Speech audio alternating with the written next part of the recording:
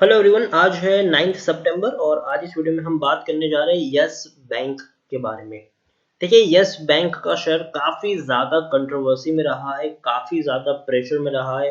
Yes bank एक वक्त का काफी रेप्यूटेड और दिग्गज बैंक माना जाता था, लेकिन आज इसकी हालत इतनी खराब हो चुकी है कि शेयर कौड़ियों के भाव तक मिलना शुरू हो चुका है। इस वीडियो में हम बातचीत करेंगे कि यस बैंक के शेयर में जब इतना सस्ता मिल रहा है तो खरीदारी करना कितना सही रहेगा। तो वीडियो को शुरू करूं उससे पहले अगर आपने अभी तक चैनल को सब्सक्राइब नहीं किया है तो प्लीज अभी इसे सब्सक्राइब कर लीजिए, क्योंकि आगे भी बहुत सारे वीडियोस हैं जो आपको काफी ज्यादा हेल्प करेंगे। तो चलिए शुरू करते हैं। तो यस बैंक 13 रुपए 65 पैसे के आसपास आज ट्रेड कर रहा है। तकरीबन 2% की हमें आज यहाँ पर गिरावट देखने को मिली है। और अगर हम बात करें तो शुरुआती दौर में ही यस बैंक के शेयर में ऐसी गिरावट है आज मॉर्निंग में जब मार्केट ओपन हुआ उसके बाद कि शायद 13 रुपए 30 पैसे तक टूट गया, लेकिन बाद में धीरे धीरे रिकवर करना शुरू किया और 13 रुपए 65 पैसे के आसपास शेयर क्लोज हुआ है।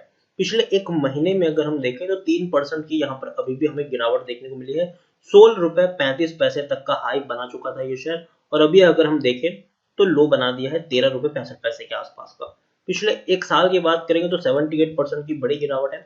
73 रुपीज के लेवल शेयर टूट के नीचे आया, तेजी आई, गिरावट आई, तेजी आई, गिरावट आई, फिर से तेजी आई, फिर गिरावट आई, फिर थोड़ी सी तेजी यहाँ पर आई है, फिर थोड़ी गिरावट भी देखने को मिली है।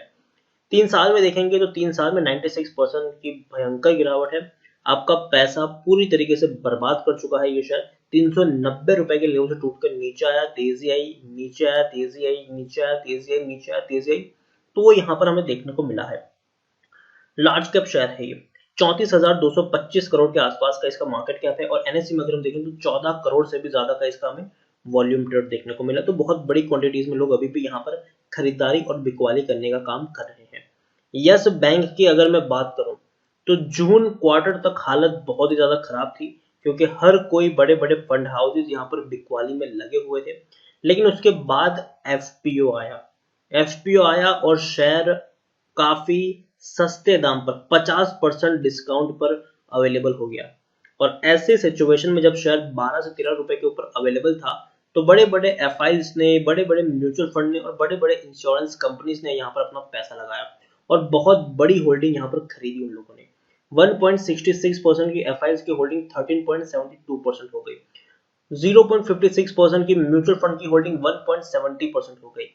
1.67% की इंश्योरेंस कंपनी की होल्डिंग 6.54% तक हो गई यहाँ पर। तो बहुत बड़ा पैसा बड़े बड़े फंड हाउसेस के द्वारा यहाँ पर लगाया गया, इसमें कोई शक नहीं है। प्रमोटर तो अब पूरी तरीके से यहाँ से एग्जिट कर चुके हैं। एक वक्त था जब प्रमोटर काफी अच्छी खासी होल्डिंग रखते थे। प्रमोटर यहाँ पर राणा कपूर और उनकी फैमिली थी प्रमोटर के तौर पर, लेकिन बाद में आरबीआई ने उन्होंने सबसे पहले प्रमोटर के पद से हटाया और उसके बाद राणा कपूर ने धीरे धीरे करके अपनी सारी की सारी होल्डिंग जो थी यस बैंक में उसको निकाल दिया। और राणा कपूर के ऊपर केस भी चल रहे हैं कि उनका जो एलिजे उनका जो कनेक्शन था डीएचएफएल के साथ, और उसको लेकर इनके ऊपर केस भी चल रहे हैं। कोर्ट केस के भी धक्के इनको खाने पड़ रहे हैं और काफी बड़े सीरियस एलिगेशन इनके ऊपर लगे हैं फ्रॉड करने को लेकर यस बैंक में। तो अभी तो वो सारी चीजें यहाँ पर चल ही रही है, तो उसका क्या निष्कर्ष निकलेगा आने वाले दिन में वो तो वक्त ही बताएगा। लेकिन अगर हम देखें तो 24 म्यूचुअल फंड स्कीम का पैसा लगा है, 214 एफआईज का भी यहाँ पर पैसा लगा है। हाईएस्ट पब्लिक शेयर होल्डर में आपको स्टेट बैंक ऑफ इंडिया देखने को मिला है 30% की होल्डिंग के साथ। अगर हम देखें तो हम सब जानते हैं yes bank crisis. Yes bank crisis जब लोगों का पैसा यस बैंक में फंस चुका था, जब आरबीआई के द्वारा रिस्ट्रिक्शन लगा दिया गया था डिपॉजिटरों के ऊपर कि आप महीने में 50,000 रुपए से ज्यादा का पैसा नहीं निकाल सकते, और यस बैंक बर्बाद होने की कगार पे था, शेयर टूट के बिखर चुका था। ऐसे में सरकार भी नहीं चाहती और आरबीआई भी नहीं चाहता था कि यस बैंक जितना इतना बड़ा और रेप्यूटेड बैंक डूब जाए, क्योंकि कहीं ना कहीं पूरे बैंकिंग सिस्टम से लोगों का भरोसा उठ जाएगा ऐसी सिचुएशन में। तो आरबीआई ने यहाँ पर स्टेट बैंक ऑफ इंडिया से कहा कि भैया अब आप इसको बचाइए, और स्टेट बैंक ऑफ इंडिया ने बहुत बड़ी क्वांटिटी यहाँ पर खरीदी और यस बैंक को बचाया। और इतना ही नहीं, सिर्फ स्टेट बैंक ऑफ इंडिया, कई सारे बैंक्स आए, आईसीआईसीआई बैंक, एचडीएफसी बैंक से लेकर कोटक महिंद्रा बैंक से लेकर आईडीएफसी बैंक से लेकर कई सारे बैंक्स आए जिन्होंने यहाँ पर यस बैंक में हिस्सेदारी खरीदी। लेकिन एक चीज यहाँ पर वो भी है कि उन लोगों को इक्विटी बांटी गई और 10 रुपए के भाव से उनको शेयर बांटे गए थे, तो इसलिए उन्होंने खरीदारी भी की थी। अगर उनको भी 25-30 रुपए के प्राइस पर ऑफर किया जाता तो वो लोग भी नहीं लेते। तो 10 रुपए के भाव से शेयर बांटा गया था, इसलिए उन्होंने आगे आके यस बैंक में खरीदारी करी और दूसरी बात है कि बाकी बैंकों का भी स्वार्थ छुपा हुआ है, क्योंकि अगर यस बैंक डूबता है तो लोगों का भरोसा पूरे बैंकिंग सिस्टम से हटता है। तो कहीं ना कहीं कोई नहीं चाहता था, कोई भी बैंक ऐसा नहीं चाहेगा कि बैंकिंग सिस्टम से पब्लिक का भरोसा हटे, क्योंकि आखिरकार बैंक चलता पब्लिक के पैसों पर ही है। यहाँ पर हम देखने जाए तो टेक्निकल रेटिंग अभी भी अच्छी देखने को नहीं मिली है, अभी भी डाउन ट्रेड चल रही है। यहाँ पर according to Moneycontrol user 76% लोग खरीदने की सलाह दे रहे हैं और 6% लोग होल्ड करने की बात कर रहे हैं। मतलब काफी बड़ी मात्रा में, मतलब 82% लोगों का यहाँ पर पॉजिटिव व्यू है, जबकि 18% लोगों का यहाँ पर नेगेटिव व्यू भी देखने को मिल रहा है। उसके अलावा एक और बड़ी खबर है कि यस बैंक की एजीएम है, कल उनका एजीएम है, एनुअल जनरल मीटिंग जो थी ऑन सितंबर, अनाउंस डेट 17 अगस्त जो पहले हुई थी। तो यहाँ पर ये एजीएम उनकी होने वाली है और देखने वाली बात है कि आखिर किस तरह की सिचुएशन वहां पर आने वाले दिनों में देखने को मिलती है। कल सिचुएशन सारी की सारी थोड़ी बहुत क्लियर होती हुई देखने को मिलेगी। क्वार्टरली रिजल्ट की बात करेंगे तो जून क्वार्टर में 34 करोड़ का ही प्रॉफिट था, लेकिन हालांकि वो बहुत कम था, लेकिन थोड़ा सा बेटर था बैंक को थोड़ी सी स्टेबिलिटी देने के लिए, क्योंकि इससे पहले अगर हम देखें मार्च 2020 में तो 3631 करोड़ का नुकसान हुआ था। इससे पहले दिसंबर 2019 में 18,565 करोड़ का लॉस था। इससे पहले 630 करोड़ का लॉस था। तो हर क्वार्टर में बैंक को बड़े बड़े नुकसान सहने पड़ रहे थे। तो ऐसी सिचुएशन में डेफिनेटली जब जून में 34 करोड़ का प्रॉफिट हुआ तो ज्यादा अच्छा नहीं, लेकिन उतना बुरा भी हम यहाँ पर नहीं कह सकते। और शेयर होल्डिंग की बात तो हम ऑलरेडी यहाँ पर कर ही चुके हैं कि काफी होल्डिंग यहाँ पर गिरी थी। 15% की होल्डिंग 2% से भी कम हो चुकी थी, लेकिन एफपीओ के बाद जब सस्ते दाम पर शेयर आपको अवेलेबल हुआ तो बड़े बड़े लोगों ने भी यहाँ पर खरीदारी की है, चाहे वो एफआईज हो, इंश्योरेंस कंपनी या फिर म्यूचुअल फंड हो। तो देखिए पहली चीज तो ये कि बैंक बर्बाद नहीं होगा, ठीक है, क्योंकि बैंक ने भले ही शेयर होल्डर का नुकसान किया हो, लेकिन जो डिपॉजिटर है बैंक के उनका कहीं ना कहीं पैसा जो है वो सिक्योर कर लिया है। सबसे पहली जो रीजन है वो ये है कि बैंक को, जब बैंक क्राइसिस में था और स्टेट बैंक ऑफ इंडिया और बाकी बैंकों ने पैसा लगाया था, तब बैंक ने 10,000 करोड़ रुपए तक का फंड रेज किया था। उससे 10 रुपए के भाव से बाकी बैंकों को इक्विटी पार्टी गई थी, लेकिन वो 10,000 करोड़ रुपए इनफ नहीं थे बैंक को लॉन्ग टर्म के लिए चलाने के लिए, क्योंकि काफी बड़ा नेटवर्क है और 10,000 करोड़ सफिशिएंट नहीं थे। तो पिछले काफी वक्त से बैंक फंड रेजिंग करने का प्लान कर रहा था, लेकिन ठीक से कोई फंड रेजिंग हो नहीं पा रही थी। तो बाद में बैंक ने डिसीजन लिया कि भैया हम पब्लिक के पास जाएंगे, एफपीओ लॉन्च किया और काफी स्मार्टली प्ले किया यहाँ पर बैंक ने। 12 से जब शेयर 26 रुपए के प्राइस पर अवेलेबल था, आपको बता दें कि जब एफपीओ लॉन्च किया था तब बैंक का शेयर था वो 26 रुपए के प्राइस पर ट्रेड कर रहा था।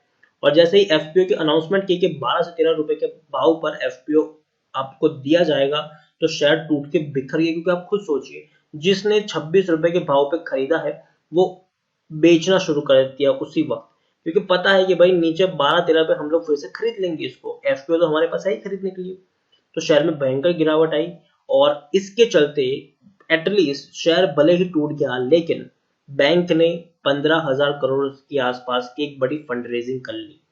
तो बैंक के पास पैसा आ गया। अब उस पैसों से बैंक आने वाले कुछ महीनों तक एटलीस्ट अपना कामकाज आराम से चला सकता है और ऐसे पेंडेमिक के दौर में भी बैंक सरवाइव कर सकता है। और धीरे धीरे बैंक के डिपॉजिट है वो भी अब बढ़ना शुरू हुए हैं, क्योंकि लोगों का भरोसा लौट रहा है। लेकिन शेयर होल्डर का नुकसान जरूर यहाँ पर हुआ, इसमें कोई शक नहीं है। जिन्होंने 30 रुपए पर खरीदारी की थी, 26, 27, 28, 20 तक खरीदारी की थी, उनको नुकसान यहाँ पर जरूर हुआ है। लेकिन धीरे धीरे अगर बैंक सरवाइव करता है तो बैंक में स्टेबिलिटी वापस लौटेगी और शहर में भी आपको तेजी देखने को मिलेगी। ये वो वक्त था जहां पर मैंने आपको कभी भी यस बैंक के शेयर में खरीदारी करने की सलाह नहीं दी थी। मैंने कभी भी आपको यस बैंक के शेयर में खरीदारी करने की सलाह नहीं दी। मैंने आपको खरीदारी करने की सलाह तब दी जब शेयर ऑलरेडी एफपीओ आने के बाद नीचे 11-12 रुपए तक पहुंच चुका था। और तब मैंने कहा था कि अब बड़े बड़े फंड हाउसेस ने भी एंट्री ले ली है, तो अगर आप चाहे तो आप भी खरीदारी अब कर सकते हो। जब शेयर 11 से 12 रुपए के ऊपर था तब मैंने खरीदारी करने की सलाह दी थी।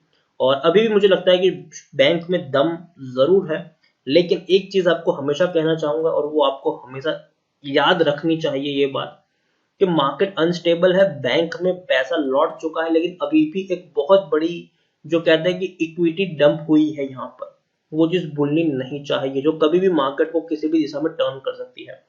तो एक साथ एक ही प्राइस पर बहुत सारी क्वांटिटी खरीदना मुझे लगता है बहुत बड़ी जल्दबाजी होगी।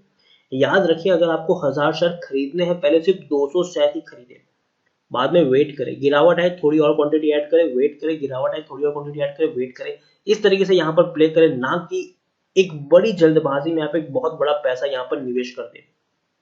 ये चीज मैं आपको काफी वक्त से बता रहा हूँ। यहाँ पर जब से ये शेयर 11 रुपए के ऊपर पहुंचा था, 12 रुपए के ऊपर पहुंचा, तब से मैं कह रहा हूँ कि एक बहुत बड़ी क्वांटिटी मत खरीदना। कुछ लोग कहते हैं सर मैं 10,000 शेयर खरीद लूँ, नहीं, इतनी बड़ी क्वांटिटी मत खरीदो। अगर आपने सोचा है कि आपको 10,000 शेयर खरीदने हैं, तो पहले सिर्फ 2,000 शेयर ही खरीदो, फिर वेट करो, गिरावट आती है थोड़ी और क्वांटिटी ऐड करो, वेट करो, गिरावट थोड़ी और क्वांटिटी ऐड करो। इस तरीके से आप यहाँ पर प्ले करें और कम से कम एक साल का प्लान लेकर चले। देखिए शॉर्ट टर्म में कोई चमत्कार नहीं होने वाला। अगर मैं आपको कह दूं, अगर आप ये सोच रहे हो कि महीने में पैसा डबल हो जाएगा, जी नहीं, बिल्कुल भी नहीं होगा। ठीक है, कम से कम एक साल का प्लान लेके चलिए, और जब भी गिरावट यहाँ पर आती है अब से यहाँ से, तो थोड़ी थोड़ी क्वांटिटी ऐड करें और ये सोच की खरीदारी करें कि आपको यहाँ पर एवरेजिंग करने की जरूरत पड़ेगी ही पड़ेगी। बैंक के फंडामेंटल्स आपको धीरे धीरे अच्छे होते हुए देखने को मिलेंगे, लेकिन अभी की जो सिनारियो है वो बैंकिंग सिस्टम के लिए भी उतना अच्छा नहीं है।